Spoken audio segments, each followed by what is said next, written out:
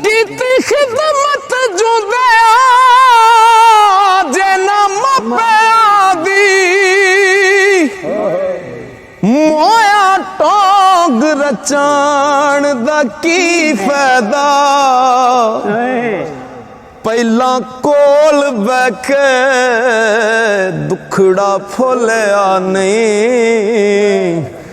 ਪਿੱਛੋਂ ਰੋਣ ਕਰ ਲਾਉਣ ਦਾ ਕੀ ਫਾਇਦਾ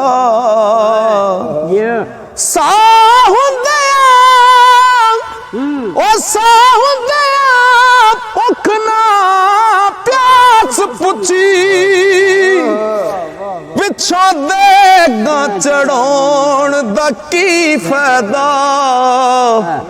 ਓ ਯਾਰੋ ਜਿੱਦੇ ਤੇ ਮਾਪੇ ਨਾ ਰਾਜ਼ੀ ਹੋਵਣ ਉਹਦਾ ਮੱਕੇ ਵੱਲ ਜਾਣ ਦਾ ਕੀ ਫਾਇਦਾ